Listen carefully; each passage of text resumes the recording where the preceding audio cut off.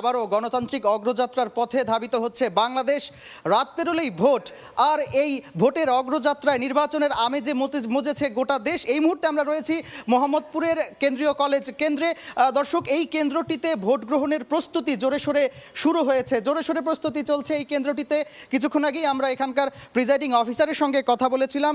তিনি আমাদেরকে জানালেন যে দুপুরের মধ্যেই তারা ভোটের সমস্ত সরঞ্জাম, ব্যালট বাক্স, সিল, অমোছনীয় কালি এবং যে ধরনের প্রস্তুতি সম্পন্ন করার জন্য যে ধরনের আনুষঙ্গিক সরঞ্জাম প্রয়োজন, সব ধরনের সরঞ্জামই তারা বুঝে পেয়েছেন। এখন আমরা কিছুক্ষণ আগেও দেখছিলাম এখানে বুথগুলো তৈরি করার জন্য প্রস্তুতি নিচ্ছিলেন এখানকার কর্মীরা, সহকারী প্রিজাইডিং অফিসার এবং পোলিং অফিসারদের সঙ্গে। এখানে আমরা আইন শৃঙ্খলা রক্ষাকারী বাহিনীর সদস্যদের পাশাপাশি আনসার, বিডিপি এবং আমরা স্বেচ্ছাসেবকদের দেখতে পাচ্ছি, যারা এখানে গোপন কক্ষ এবং বুথগুলো তৈরি করার জন্য কাজ করে যাচ্ছেন। আমরা প্রিজাইডিং অফিসারের সঙ্গে কথা বলে জানতে পেরেছি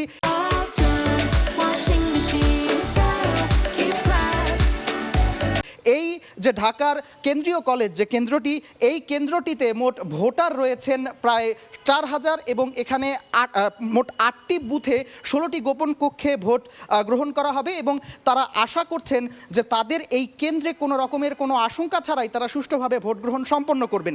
এর আগে এই কেন্দ্রটিতে আসার আগে দর্শক, আমরা ঢাকা রেসিডেন্সিয়াল মডেল কলেজ কেন্দ্রে গিয়েছিলাম, সেখানেও আমরা জোরে সোরে ভোট গ্রহণের প্রস্তুতি দেখতে পেয়েছিলাম। সেই কেন্দ্রটিতেও আমরা আইন শৃঙ্খলা রক্ষাকারী বাহিনী দেখেছি এবং আইন শৃঙ্খলা রক্ষাকারী বাহিনীর পাশাপাশি সেই কেন্দ্রটিতে কিন্তু আমরা ফায়ার সার্ভিস সহ আমরা অন্যান্য যে নিরাপত্তা বাহিনীর সদস্যরা রয়েছেন তাদেরকেও আমরা অবস্থান নিতে দেখেছি। তারা সেখানে বলছেন কোনো আশঙ্কা ছাড়াই আবারও যে বাংলাদেশের গণতান্ত্রিক অগ্রযাত্রা, সেটিকে তারা সুষ্ঠুভাবেই রাত পেরোলেই যে ভোট, সেই ভোটকে সুষ্ঠুভাবে সম্পন্ন করতে সব প্রস্তুতি তারা সম্পন্ন করেছেন।